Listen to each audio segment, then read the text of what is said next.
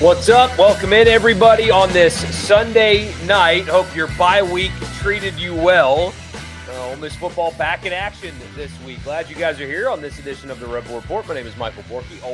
Always appreciate you being here. So I got a quick thought on not the bye week, but actually what they've got upcoming on Saturday, and then we'll just do a live chat tonight. How about that? Just whatever you guys want to talk about. Whether it's what happened in the SEC this weekend, doesn't matter. We're just going to do you guys, just whatever you think for the next half hour, and we'll go through a chat tonight. That'll be the predominant nature of the show this evening, because why not, right? Bye week, whatever happened this weekend, let me know what you think. Of course, my name is Michael Borky. Glad that you're here. Don't forget to like, subscribe, leave a comment, all that good stuff. Right here on YouTube and wherever you get your podcast. Just search Rebel Report and subscribe and leave a rating and a review. In this edition and every edition of the Rebel Report is brought to you by Toyota of Brookhaven. Check them out at toyotaofbrookhaven.com or on exit 40, just off of exit 40, I should say, in Brookhaven. They'll give you $1,000 off on me, any in-stock new Toyota, $1,000 off on me. Toyotaofbrookhaven.com. Their online inventory will give you a really good look at what they've got, because you don't want to just buy from somebody in your backyard. You want to buy from somebody that will take care of you with great in-house financing and more. Check them out at Toyota of Brookhaven. So Ole Miss had the bye week this week, obviously. You looked around college football, and there was a whole heck of a lot of chaos this weekend, despite a lot of teams being off and the slate being relatively light. It's college football. Light slates just lead to chaos, because that's just what happens in this sport now. The volatility, frankly, with all the crap that's going on in the sport, I am loving the Saturdays that we're getting. I am loving the fact that if you look at the SEC right now, who's going to win the conference? Who's going to go to the SEC championship game? Who? Tell me who right now, with any conviction. Tell me who it's going to be. Tell me who the playoff teams are going to be. With any conviction, tell me these teams are going to be the playoff teams. Who are they? Ohio State looks pretty darn good. Oregon looks pretty darn good. But who is it? It's the week-to-week unpredictability, I think, is higher than it's ever been. It feels like it's higher than it's ever been. And I'm actually enjoying it. All the other crap, I'm not enjoying that. Specifically, I'm not enjoying that you guys are getting screwed. I ranted about that again on Friday, because you've got that story with private equity in the Big Ten possibly joining forces, even though Ohio State doesn't want it. Shout out Ross Bjork for thinking clearly on that. But that's just another thing where you guys are going to get screwed. Ohio State has a $250 million athletic budget. I mean, what are we talking about here? The thing that they keep saying that they want more, or they don't have any money, and they need more money, and they need more money, yet they're spending millions upon millions upon millions of dollars for sports that lose money. It doesn't make sense. They want to maintain their level of spending and that lifestyle, while also trying to marry it with milking you guys for anyway. I don't need to rant about that tonight, but all that stuff aside, the Saturdays have been pretty awesome, and this past one was as well. Ole Miss got to sit at home this weekend, and hell, maybe that was the best thing for them, considering what happened this weekend. They didn't want to get bit by whatever the hell was in the water this week, but Washington State's going to be an interesting game for Ole Miss, because there's a phrase that I use sometimes. If you've listened to the radio show in particular long enough, I talk about character games. You find out the character of a football team by the way they perform in a particular game. Tulane this season was a character game, sandwiched in between an emotional SEC win in Arkansas and just an emotional SEC game in LSU. In comes this well-coached and pretty darn talented Tulane team. And that's a very easy spot for a lesser team to lay an egg, to not perform well. Ole Miss showed character as a team in that win, to be prepared, to be locked in, and to play as sharp as they did in that game reflected team character. This is another one. Coming off of a big win against LSU and then a bye week as well. And as I've told you, and you guys have heard, Lane Kiffin famously not a big fan of bye weeks, because especially when his team's playing well. Ole Miss, knock on wood, is presently healthy and they're playing well. And so with those two things being the case, having the off week is not a good thing, at least according to their head coach, because he wants to keep playing to continue that momentum. Not only do they have an off week, Washington State is very similar to Tulane. They're not putrid. They're not pathetic. I think Tulane's better than they are. They've given up 59 points twice this year. But they're not just they're not going to just roll over and play dead for you either. And then, of course, the week after is the trip to Athens. So this is another one of those games where you're going to find out the character of this football team, because they proved it against Tulane that they've got that. But the circumstances have changed now, and it's to their credit that they have. But after beating LSU, they're now a top 5 team. After beating LSU, the expectations are you make the playoff. Now Trinidad is very clearly QB1 on this team, but the circumstances are a little bit different now because of the attention and the new added pressure that this team is under, because they have played themselves into the playoff conversation from a very realistic perspective. So how they look and how they play and how they're prepared in this game Saturday will be revelatory of what kind of character this team has. New challenges, very similar look ahead spot, very similar trap game kind of scenario here. And if they show up and they're sharp and they play well and they take care of business, that's a very, very positive sign. So we'll see. A character game coming up on Saturday. We'll read your comments after I tell you the podcast is brought to you in part by Advantage Business Systems. Check them out online at absms.com. Advantage Business Systems has you covered for all of your Mississippi office technology needs. Anything from copiers and printers and mail machines to cloud storage, data security, IT projects, phone systems, whatever it is. If it's technology in the office and you need it, absms.com. Also, Priority One Bank, they make you their priority every single day with their online banking platform. It's a one-stop shop. All you need is an internet connection. You can do whatever it is that you need to do with your money, because Priority One Bank makes you their priority. First time, good to see you, Gulf Coast Reb. Even with the so-called bad slate, we still got chaos. Yes, we did. I was confused who to root for in the Saints-Giants game today. You guys may not like this. This is my opinion on the matter. Okay? This is how I feel. This is how I felt today. If you have an NFL team that you are a true fan of, on Sundays, that team takes precedent over any college player that is playing for a different team.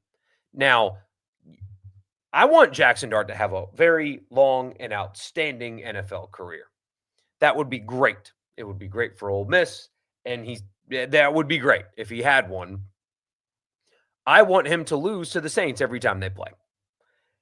I got excited. We're at the Sanderson by the putt-putt course, because that's what he wanted to do.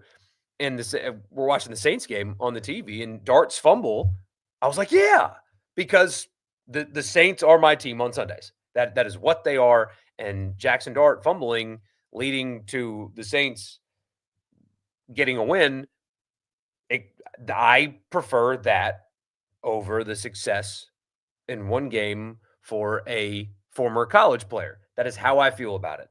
So I want him to have a long, illustrious NFL career, and every time he plays the Saints, I want him to lose. And I'm unwavering in that, regardless of who the player is.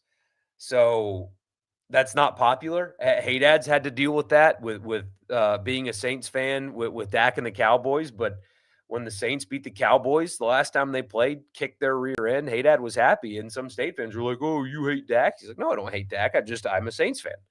So love Dak, want him to play great, but want him to lose to the Saints. That's how it is. And that's how I am. So I was very much hoot at today. And I hate tanking. You guys know I hate tanking. It's easy to say that you want your team to lose in April, but when they actually play the games, I just have such a hard time being like happy with um losses. And so seeing them win makes me happy.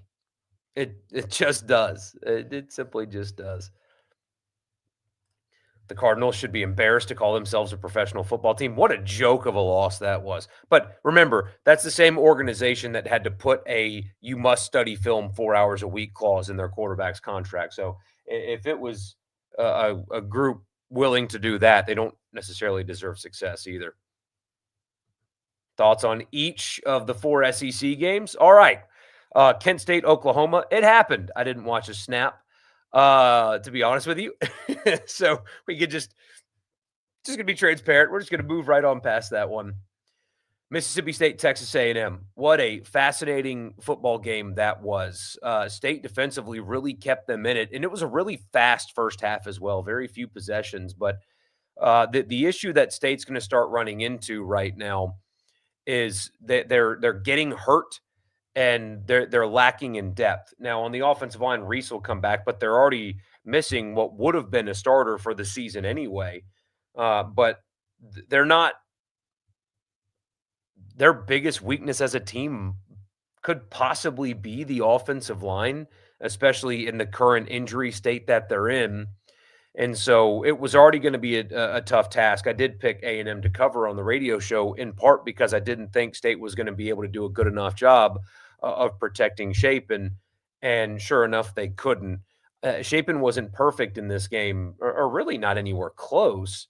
But the we're going to deal with it tomorrow. The discourse around him, I think, is remarkably unfair. The offensive line got whooped on Saturday.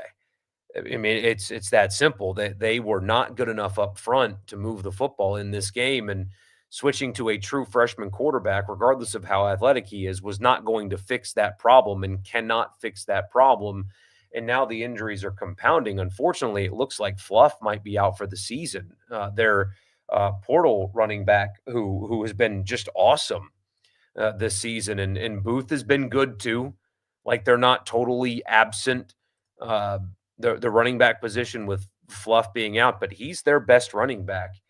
And now you've got depth issues kind of popping up everywhere, and the schedule for them does not get much easier. Now they have an off week, which should help them get a little bit healthy. But now you look at their game in Gainesville, and that looks like an absolutely brutal test. Absolutely brutal, maybe a bit of hyperbole, I suppose, but you thought you were going to get a Florida team that would be quitting, and I don't think you're going to have a Florida team that has quit. In fact, I wouldn't be surprised if Florida went to College Station and won, to be honest with you. Um, Defensively, they're going to keep themselves in every game. I am so unimpressed with Marcel Reed. I mean, they ran the football like crazy. And that's another thing. State's defense now banged up, and there's just not enough depth there. So they're going to play hard. They're much more tough defensively than they were last year. But I think, unfortunately for State, things are going to start unraveling a little. I think losses are going to start stacking up a little bit for State. They can't sustain injuries, and unfortunately they have. And for A&M, I think they're the worst of the top tier in the SEC. Oh, a couple more. Texas, Florida. Here, I'll leave that comment up. Is Arch officially overrated? He was actually better in this game. You know, the couple of interceptions are bad. There's a lot of issues with his game right now. That's a really good Florida defense, though. Difficult place to play. His supporting cast is also not what people thought it was going to be either. They can't run the football. They're not very good up front on the offensive line. Arch in this offense, to me, looked like what I thought you were going to get somewhat from Austin Simmons. Young quarterback, lots of mistakes, room to grow, getting better as the season goes on. Arch was much better in this game than he was, I mean, even against UTEP. So, yeah, there's a lot of concerns. Don't get me wrong. I'm not going to tell you that, like, he's great, but I think that you saw that there are more problems with Texas than just poor quarterback play. And I mean, you know, he was a problem, but he's not the problem for Texas. So, um, and it doesn't get any easier for them either, right? They've got Red River this weekend, and possibly with a healthy Mateer. So, um, yikes! That's a pretty brutal loss. But I don't think all the blame was on Archer's shoulders. I think Sark is creating or isn't creating enough good offense and opportunities around him. So anyway, and yeah, Billy Napier extended his life a little bit longer, but I don't think that's changing much. Alabama Vanderbilt went exactly how I thought it would. Vanderbilt's tough. Alabama was my lock of the week on the radio show. Simpson's a baller for sure. I think that Ty Simpson is what everybody tries to tell you that like Drew Aller is, which maybe we'll get to him later. But Vanderbilt's tough. They fought with Alabama for 4 quarters, but you kind of saw one's just a little bit more talented, especially at the skill positions than the others. But if you think that this game means that Vanderbilt's just going to disappear and fall right back into what Vanderbilt is, I've got news for you, man. That's not how that's going to go at all. And I wouldn't be surprised if Vanderbilt gave LSU a hell of a run here in a couple of weeks off of a bye. So, um, yeah, I mean, 2 really impressive wins in a row for Kalen DeBoer in Alabama as well. They may have finally found something, especially offensively. That's a good Vanderbilt team that they beat. Don't get it twisted. And then finally, Georgia. I can't figure them out. Can you? I mean, Kentucky's so hapless and they can't afford the buyout, so it doesn't matter. They care more about basketball. But I cannot figure out what I think about Georgia, especially in the context of what Ole Miss is up against here in a couple of weeks. I think that Georgia being at Auburn before this game helps Ole Miss some. But what I'm fascinated with in this game in particular for Ole Miss is are they going to be able to physically on the lines of scrimmage line up with Georgia? Because if they can, I think Georgia is far less impressive at quarterback and at the skill positions than they were the last time Ole Miss made the trip to Athens. That is something that we'll just kind of have to find out, but they're not near as daunting as they looked 2 seasons ago, the last time Ole Miss went there. Hope this bye didn't come at a bad time. Seemed like the Rebs were really starting to gel, especially the offensive line for sure. Texas as a team is broken. It's not just Arch. Yeah. As the year goes on, you feel better and better about their chances to go far. I think so too. Is it Trinidad or Austin? I don't think there's a discussion to be made here. I could be wrong. Lane very well could just trot Austin out there. I mean, don't put anything past Lane Kiffin, but I think Trinidad has earned the starting job, and I think he is also their best opportunity to be a playoff team this year. I don't think it's a discussion. I don't think it's a debate. I don't care about 2026. I don't care about the line of thinking that, well, what if Austin transfers? Well, that's college football. You do not purposefully play your lesser quarterback because he might transfer. You just cannot fall into traps like that. You have a better option at the most important position on the field right now today. He must play. Well, what if Simmons transfers? Then he transfers. And you go get another one because very clearly quarterbacks want to play for Lane Kiffin, and very clearly they evaluate them very, very well. So I just don't think in this era of college football you can worry about 2026 or 2027 when you've got a team right now that can get you your first college football playoff berth. Can you rant about Penn State again, please? Think these last 2 weeks have done James Franklin in there. Look out for Florida. No. I find it interesting when people in our business will watch games for years, and the same thing happens in these games to the same people doing the same thing. And yet they talk themselves into this year will be different. It's the same people. It's the same people who have years of track record of doing something, but this year, this time, it will be different. And I don't understand why we do that. I'm kind of, and you guys know this, I think about me, is I'm in the camp of I will be skeptical until proven otherwise if I have sample size, right? I mean, even with Trinidad, I was like, hey, I know he's talented. I know they love him, but the jump from Division II to the SEC is a significant one. We will see if he can handle it. And sure enough, he most certainly can. Going into the Arkansas game, I was wondering if, was he ready for this? And that was a fair question. I mean, anybody thinking with their brain and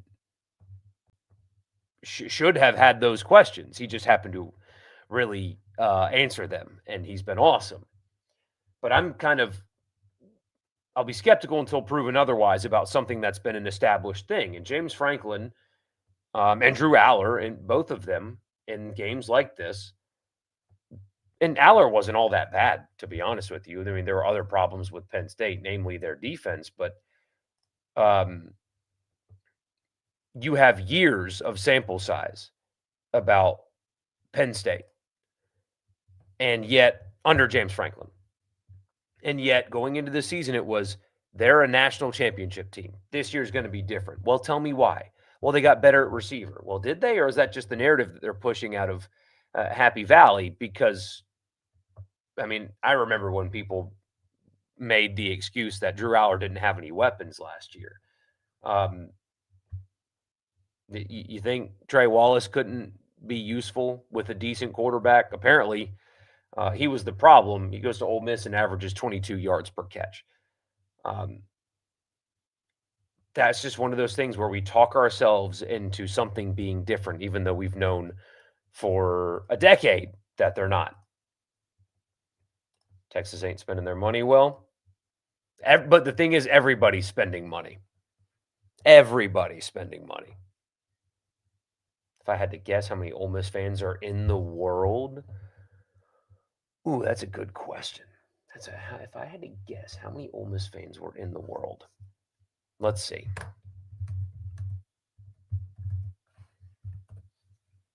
All right, if Ole Miss has, I'm looking for a living alumni number. And of course, I can't get one. How many Ole Miss fans are there? 500,000? Maybe more. I don't know. Is 500,000 too many? Because we're not just talking about alums either, right? I mean, it's that there are fans, right? Not only people that didn't go to school. Which, by the way, gatekeeping fanhood. I saw Fox ran a segment on that with Michigan fans. They went to Michigan tailgates. Were asking if hey, did you go to Michigan? Like to kind of like fan shame. Doesn't matter if you did or didn't go to school where you did. The only non-alum fans that bother me are an Alabama fan that lives down the street and 2 streets over that became an Alabama fan by his own words because they win. No other story. No, like, my cousin went there, my sister went there, my dad took me to a game once, or no, just, well, they're good. Like, had an Alabama flag flying from his house, and he became a fan because they're good. No ties to the state, nothing. Just that guy sucks. But no, I don't like gatekeeping fanhood. I think that's ridiculous. So, I mean, if it's a school of 20,000 plus, I mean, that makes sense, right? I guess between alumni and then fans. That's probably underselling it. That's probably way underselling it. I don't know. That's a really good question. No idea.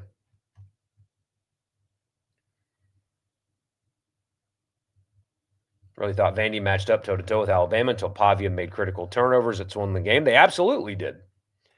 By the end of the regular season, what's the record? I'm holding on 10-2 for right now, but if you had me say, okay, you're going to be off by one, which one is it? I would say I would be off by 11-1 before 9-3, if that makes sense. It's just the week we finally find out who the starting quarterback is. I don't think there should not be a question about that, in my opinion, but we'll see. Preseason 1, 2, and 4.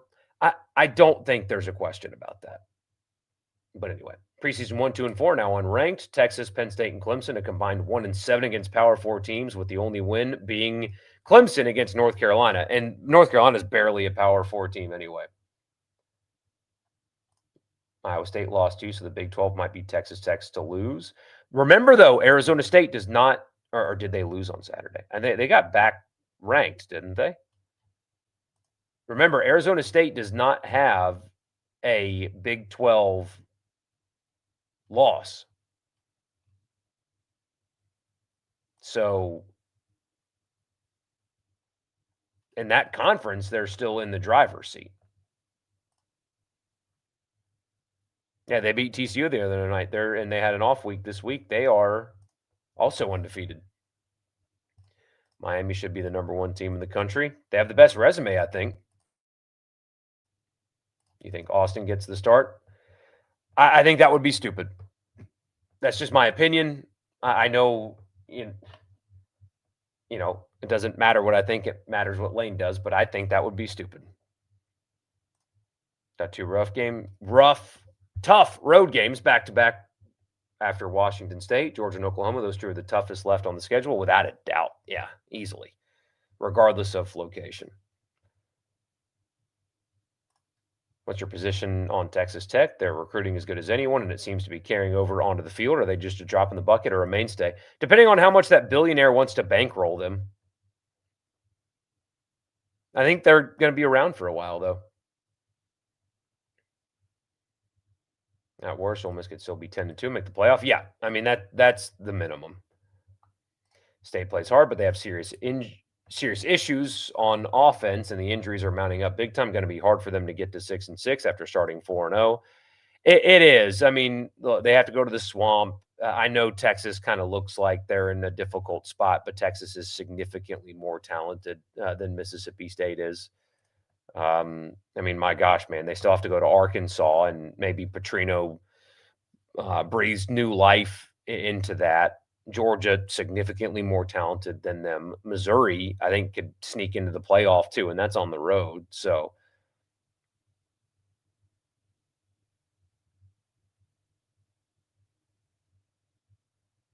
all these upsets are going to allow Notre Dame to sneak into the playoff.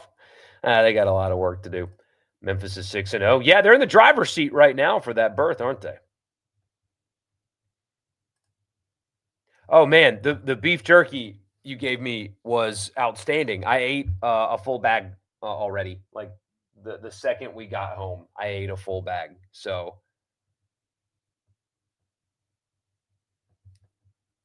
yeah,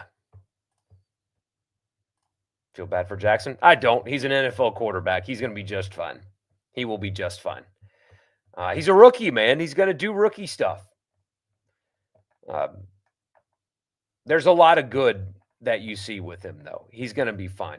The problem that he might run into, though, is that the Giants handed Dayball and a rookie quarterback an offense with garbage around him, and they might fire him, even though look at what you provided the guy.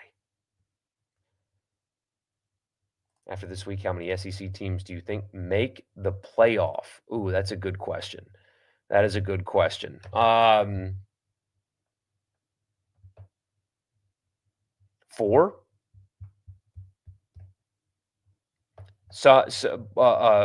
Combination of four from this group: Oklahoma, Georgia, Tennessee, Ole Miss, Texas A&M, Missouri, Alabama.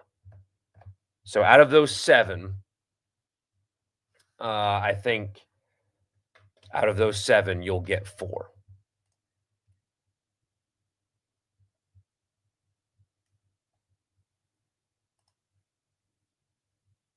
Austin will probably play some against Washington State, maybe.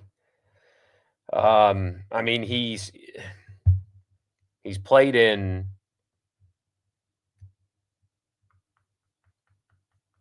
so he could get a medical red shirt. He's already redshirted, but he could get a medical red shirt.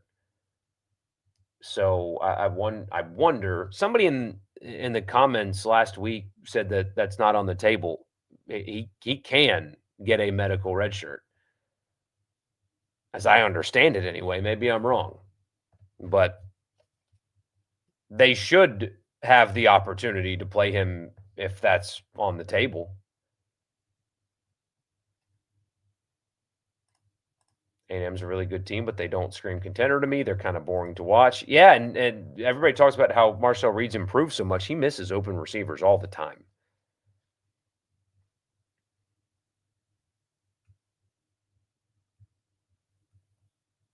Jackson never wowed me at Ole Miss. He has always just been an efficient quarterback that doesn't turn the ball over. Had one amazing throw versus Duke his entire career. He had more than one.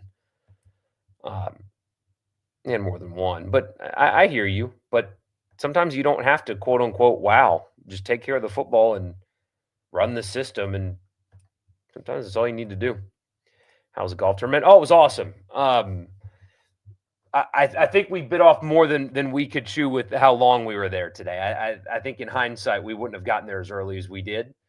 Um, he did not like that he couldn't talk much. He had to be still. That was the thing. He's like, and he likes golf too, but he's almost 6. So those are the downsides. But he got a ton of autographs and I think 7 balls. So he had a great day. But man, the crowd yesterday and today was really good. I think the best I've ever seen it here. Tournament had drama again. It's so well run, and it just. I hope they get what they're trying to get, and somebody steps in and makes it viable moving forward because it would be a real shame to lose that tournament. Not only just for local economic impact and just because it's fun, but I mean, I don't know if you'd be able to give over $1 million a year to the children's hospital in perpetuity if Century, of course, other charities and fundraisers for the hospital, but Century Club, who runs this tournament, gives over $1 million to the children's hospital every single year because of the golf tournament and things like that. Just it would be a shame to see it go, especially when this year was awesome. I mean, you had drama, you had great crowds, weather was good. I would hate to see it go. Giants have horrible offensive line, and those wide receivers aren't even good. A lot of dropping passes. Yeah, the supporting cast for him was horrible. Florida winning only bought Napier some more time. That's all it did. It just delayed the inevitable. It's absolutely all it did. The AAC championship team will be the G6 team in the playoffs. Although, are we sure? Are we totally sure? Because UNLV's sitting there at 5-0, and they have a Power 5 win as well. Texas defense also got exposed. They might just be a bad team in general. Their offensive scheme and personnel is extremely soft, and it's been that way for multiple years. Yeah. Yeah, good to see you out there, Payne. Yeah, man. What was up with Garrick doing the shush thing? That was odd. Like you're playing a fall swing event in Mississippi, dude. Who are you shushing out there? It's kind of honestly, I was kind of glad to see he lost after that.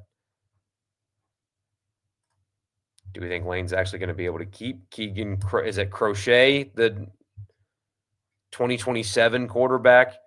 I'm going to be honest with you. Again, I'm cynical, but I saw a lot of, wow, great pickup. He's going to be a star. We're talking about 2027 high school recruit? Yeah, come on, guys. I mean, come on. Look, he very well could be a superstar and start 3 years at Ole Miss, but I mean, there's a real chance that Austin Simmons never makes it as a full-time starter at Ole Miss. I mean, come on.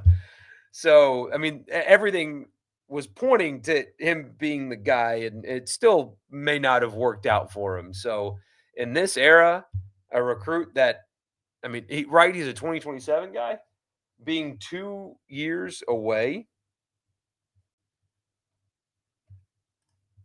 To be honest, I just don't care. I know I know I'm supposed to care, and I know I'm supposed to sit here and tell you guys how great of a pickup it is, and he's an awesome player and all that stuff. I'm sorry. I just don't care. I don't care. Uh, we'll talk about him when he gets to campus and is competing for a starting job. How about that? Missouri's going to beat Alabama next week. I tend to think so. I think State's defense is actually better than their offense. They're playing better than their offense right now. Thoughts on Texas opening as a 3-point favorite? That's simply because of Mateer injury. That's what that is to me. Who do you think wins the SEC? Who wins the SEC? If Mateer is back and himself, Oklahoma. Crazy, right?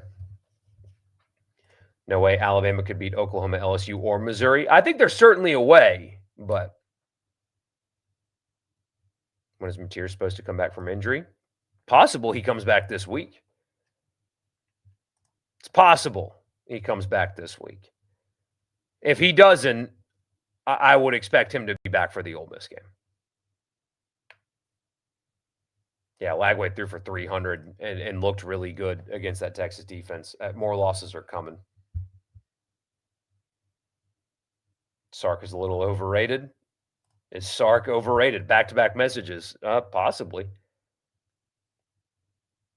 I think Alabama beats Missouri by 10. That's going to be a fascinating, absolutely fascinating football game.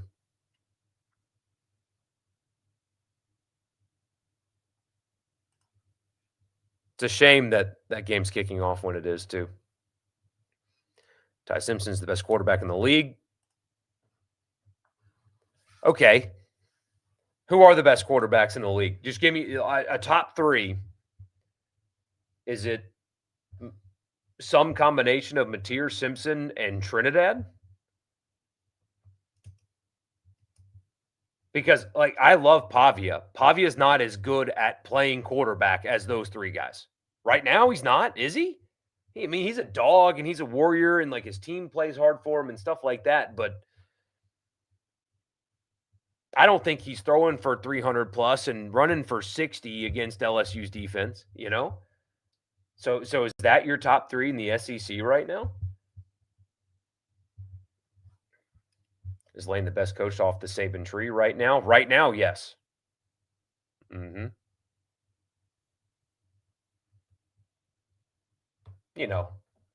Unless you want to offensive coach. How about that? Because Kirby Smart has 2 national championships. Best offensive coach from the Saban tree.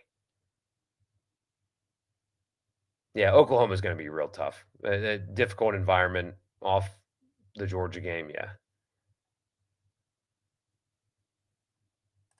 Vandy is still really good. I agree with you there.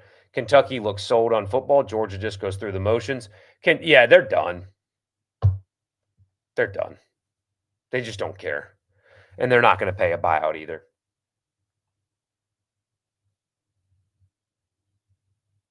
You can score on this Georgia defense, especially on the secondary. Absolutely, if you can protect. How many more losses can Hugh take before getting sacked? Will he get number 3 this weekend? And my gosh, man, I mean, they have to host Missouri. They have to go to Arkansas and Vanderbilt. They still have to play Alabama. I think that he will survive this year, to be honest with you.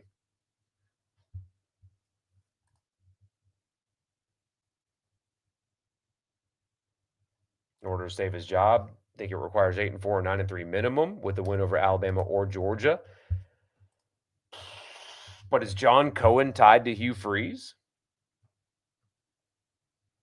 Do they use the offseason health situation as? But yeah, if they lose 6 games, he's gone. Hell, they might if he loses 7. I think Arch is a great quarterback, honestly, but wrong coach didn't utilize Arch. Also, he hasn't. I don't know. I don't think that he is a bust. Yeah, I think people are providing a label on him that's not really fair yet. He's been bad. He's been stinky early, but I don't think bust is the appropriate label. James Franklin lost to the elite team so many times it's broken him against the bottom of the barrel. This was supposed to be his best team at Penn State, according to the media. Yes, it was. Does Arch consider leaving if it goes sideways? Yes.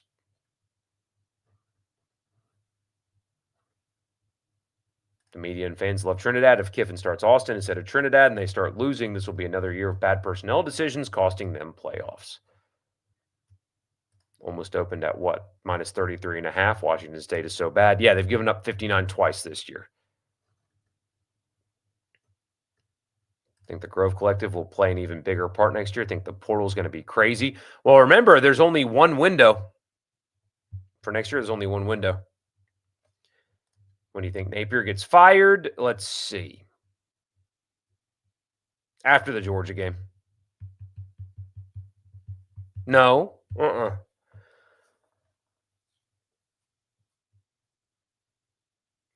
He might survive the year. Oh, that's right. BYU doesn't have a loss either in the Big 12.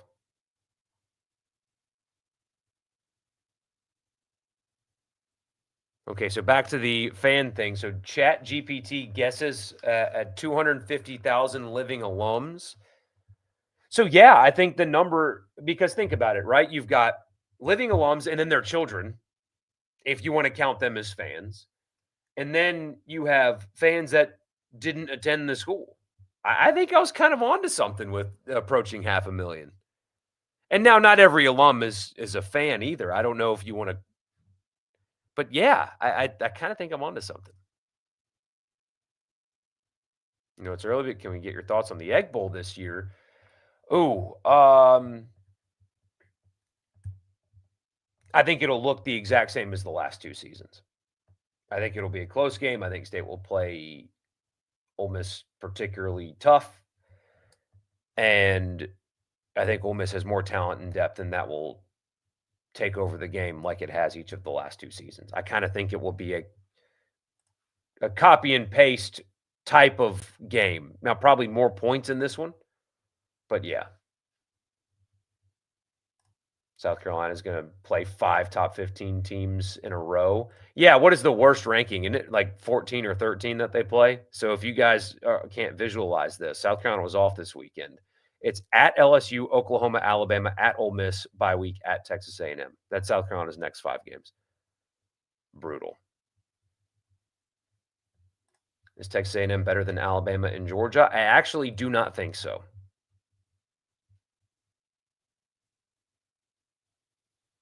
You have a good night too, Edward. Appreciate you, man.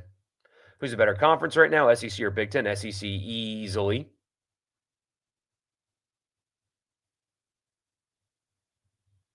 Jackson Dart is not 19. I agree with your first part of this, though. I think he will be great in the NFL. He is not 19 years old. Austin Simmons is 19 years old.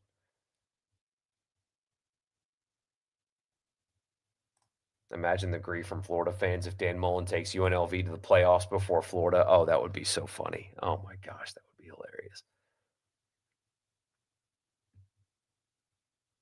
Who gets the Arkansas job? A name that no one is talking about is Dan Mullen. Saw one Arkansas site talk about his candidacy.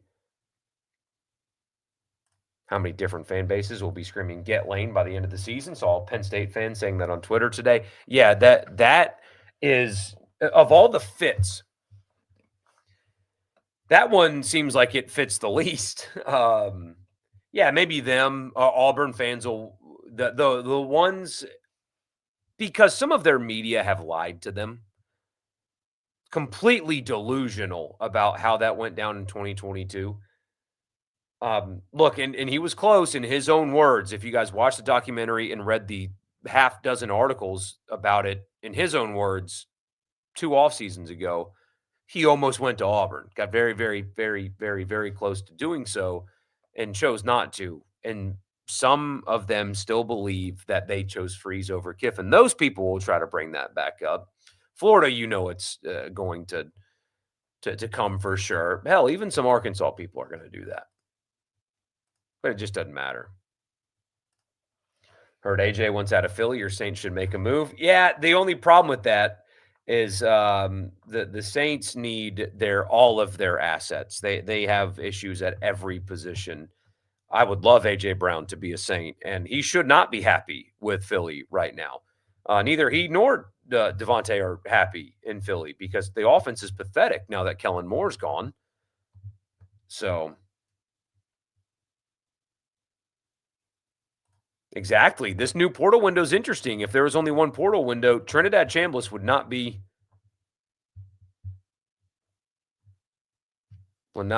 playing right now. How about that?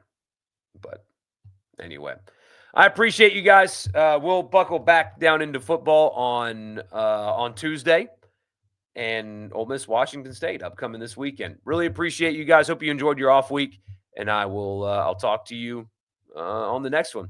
See you on Tuesday.